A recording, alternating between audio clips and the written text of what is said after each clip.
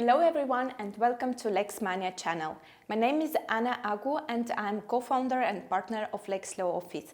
Today I'm gonna give you an overview about regulatory changes for VASPs in Estonia. Let's start with the timing.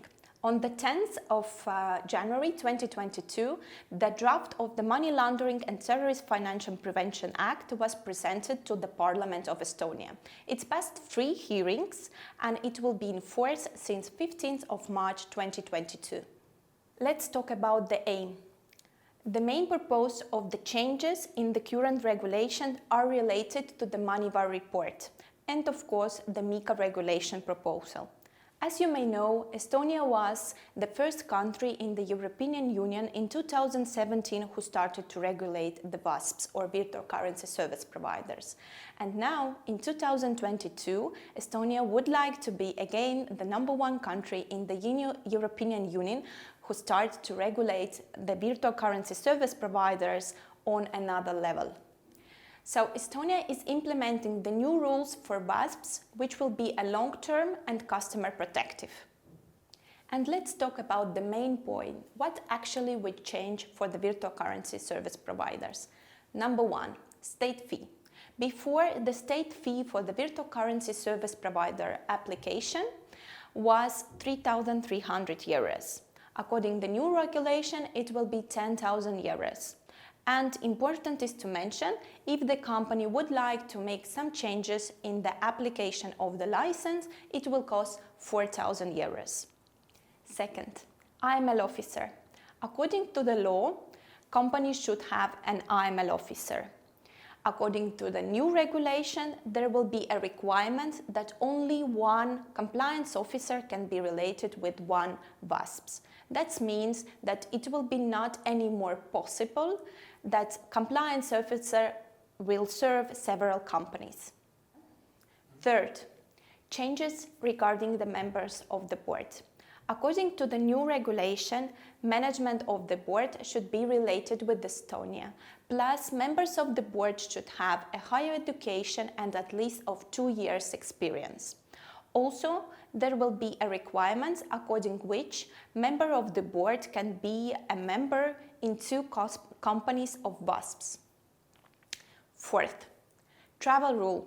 Travel rule will be applicable to all transactions. VASPs should collect the information about the transaction initiator, and also KYC and KYT services are mandatory. Fifth, before, VASPs should pass the audit only if they meet the general auditing requirements. According to the new rules, the VASPs should have an external auditors and internal auditors. Important is to mention that these services can be outsourced. Six, before, it was possible to put the license on hold or to apply for temporary renouncement if the company, for example, cannot comply with the current regulation requirements. In the future, according to the new regulation, it will be not possible anymore. So if the company will be not active within 6 months, this can cause the revocation of the license. Seventh, before, companies should submit a general business model description. According to the new regulation, the very detailed business plan should be submitted and the business plan should be done for 2 years. Eighth, capital requirement.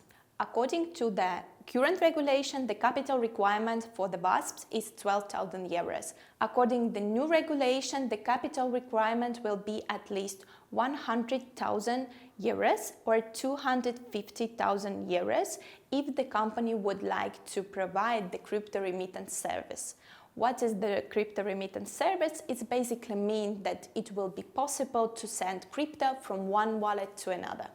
Ninth, there will be also additional documental requirements. For example, companies should provide the financial documentation, also the description of the technology measures, IT tools and security measures in the companies, description of the KYC and KYT provider, information about the shareholders and shareholders companies, and also information about the auditors. Important is to mention that regulatory changes will come into the force from the 15th of March. For the companies who are already holding the license, they are having the transfer period until the 15th of June, but not for the all requirements. For example, travel rule will be in force since 15th of March 2022.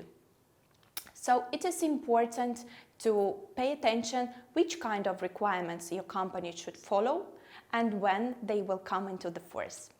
Our company will be glad to assist you with the regulatory changes and help with all legal issues.